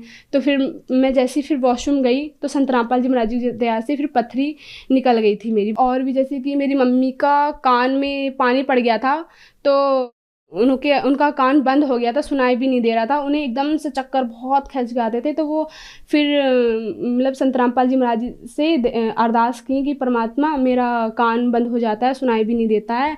और फिर संत रामपाल जी महाराज जी से दया मतलब प्रार्थना की तो संत रामपाल जी महाराज जी ने फिर 3 दिन तक तो रहा। मेरी मम्मी को कान से सुनाई नहीं देता था और कुछ बाजता था कान में, कहती थी वो। फिर संत रामपाल जी महाराज जी की दया से वो कान का जो सुनाई नहीं देता था वो भी फिर ठीक हो गया बिगड़ दवा ले। सर आर्थिक स्थिति तो हमारी बहुत ख़राब थी क्योंकि मेरे पापा भी ड्रिंक भी करते थे। क्योंकि पहले मेरे पापा टीचर थे ना, वो तो 5 साल तक टीचर रहे थे, वो सरकारी टीचर। तो उनकी जॉब किसी कारणवश उनकी जॉब छूट गई थी तो वो और डिप्रेशन में आके ड्रिंक करने लगे। फिर पापा और ज़्यादा ड्रिंक करने लगे, मतलब 7 साल से करते करते बहुत ज़्यादा बढ़ते गए। फिर जैसे पापा मतलब फिर पेंट भी करते थे मेरे पापा। तो अब तो संत रामपाल जी महाराज जी शरण में हम आ गए हैं तो संत रामपाल जी महाराज जी मतलब इतनी बड़ी मतलब कोठी दे देते हैं पेंट करने के लिए। पापा उसमें 1-1 लाख कमा लेते हैं मेरे पापा। जैसे कि आपने बताया कि आप क्रिश्चियन फैमिली से हैं, तो संत रामपाल जी महाराज तो ज़्यादातर वेदों का वगैरह का ज्ञान देते हैं, तो आपको संत रामपाल जी महाराज ने ज्ञान के बारे में क्या बताया आपके धर्म ग्रंथों के अनुसार? सर संत रामपाल जी महाराज जी ने हमें, मैं सत्संग गई थी, नाम उपदेश नहीं लिया था क्योंकि संत रामपाल जी महाराज जी का पहले ये है जो अगर जो भी नाम दीक्षा ले तो पहले वो सत्संग सुने। और मतलब ज्ञान देखे परमात्मा का, तब आए फिर नाम दीक्षा लेने। फिर मैं गई, मेरे मम्मी पापा ले गए मेरे को सत्संग सुनाने। फिर मैं गई खटीमा, तो वहाँ पे गुरुजी स्वयं बाइबल खोल रहे थे। मैंने कहा कि मतलब मेरे दादी लोग कह रहे थे ये संत रामपाल जी ये बहुत वेदों का वो करता है, खंडन करता है, ये है वो, मतलब उल्टा सीधा कह रहे थे। तो मैं गई, तो उस टाइम मेरे मन में ये उठा कि मेरे दादी लोग तो ऐसे कह रहे थे कि संत रामपाल जी महाराज जी विरोध करते हैं बाइबल का, देवी देवताओं का विरोध करते हैं, लेकिन नहीं, यहाँ तो खुद अपने हाथों से खोल के दिखा रहे हैं और दिखाने कि देखो बच्चों ये लिखा है इस बाइबल में। फिर और जो गुरु ग्रंथ साहिब है ये भी खोल के दिखा रहे थे, और जो कुरान शरीफ है ये भी खोल के दिखा रहे थे। मतलब जितने भी हमारे ग्रंथ हैं वो तो खोल के दिखा रहे थे संत रामपाल जी महाराज जी। तब मेरे को और ज़्यादा विश्वास हुआ, मैंने पापा से कहा मैं भी नाम दीक्षा लूँगी संत रामपाल जी महाराज जी से। जैसे कि मतलब पास्टर लोग बताते हैं गॉड इज फॉर्मलेस, लेकिन परमात्मा साकार है, वो निराकार नहीं है। बाइबल में खुद लिखा है, लेकिन वो नहीं बताते थे हमें सच्चाई। अब आज मतलब जैसे संत रामपाल जी महाराज जी बाइबल खोल के दिखाए हमें और बताए कि परमात्मा मनुष्य दृश्य है, परमेश्वर मनुष्य दृश्य है, और हमको अपने ही जैसा स्वरूप दिया है उन्होंने। तो ये मतलब ये सब सुन के ना मेरे को एक अंदर से वो हुई कि संत रामपाल जी मैंने इतनी सत्संग सुनी लेकिन पास्टर कभी नहीं बताया हमें, लेकिन आज संत रामपाल जी महाराज जी हमें ये बाइबल खोल के दिखा दी कि देखो बच्चों इसमें परमात्मा साकार है, निराकार नहीं है।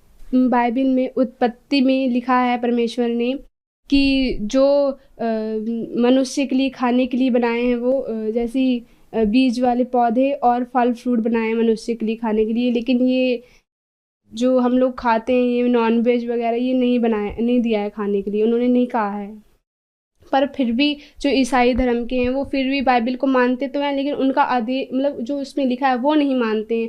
उसको तो बिल्कुल जैसे हम साधारण खाना खाते हैं वैसे ही खाते हैं ये ईसाई धर्म के लोग। मांस मछली को साधारण खाना मानते हैं। संत रामपाल जी महाराज से नाम दीक्षा लेने के बाद आपको बहुत सारे लाभ प्राप्त हुए, तो जो दर्शक आज आपको टीवी पर देख रहे हैं, खास करके जो बाइबल जो क्रिश्चियन लोग हैं, उनके बारे में क्या कहना चाहेंगे? क्योंकि बहुत सारी बातें आपने इस तरीके से उनके बारे में बताई हैं। सर मैं उनसे यही कहना चाहूँगी कि बाइबल खोलें और देखें कि उसमें क्या लिखा है। परमेश्वर जब आए थे तो क्या लिख के गए वो उसको देखें, ये ना कि हम पास्टरों की बात में आके ये जो बताते वही करें। नहीं, अपनी बाइबल, क्योंकि आजकल तो समाज सभी पढ़ा लिखा है तो वो खुद भी देख सकता है कि हमारी बाइबल में क्या लिखा है और परमेश्वर ने क्या लिख के गए हैं वो। और संत रामपाल जी महाराज जी स्वयं बता रहे हैं बाइबल खोल के, क्योंकि कितने जो यीशु जी से जुड़ रखे हैं तो वो कितने लोग कहते हैं कि ये हमारे संत रामपाल जी ये हमारे बाइबल का वो करता है, खंडन करते हैं, हमारे यीशु जी में विरोध करते हैं। नहीं, वो सच्चाई दिखा रहे हैं कि बच्चों देखो इसमें बाइबल में ये लिखा है, सच्चाई लिखी है इसमें। और जो भी अगर मुझे देख रहा हो तो वो उससे यही प्रार्थना है कि आप अपनी बाइबल खोलें और संत रामपाल जी महाराज जी का भी ज्ञान देखें कि वो क्या बताना चाह रहे हैं और हमारी बाइबल में क्या लिखा है। संत रामपाल जी महाराज से नाम दीक्षा कैसे ले सकते हैं? सर संत रामपाल जी महाराज जी से चैनल में सत्संग आती है, उसमें पट्टी में नंबर आते हैं, उसमें कॉल करके आप उनसे संपर्क में नाम उपदेश ले सकते हैं। धन्यवाद जी। जय सत साहिब जी।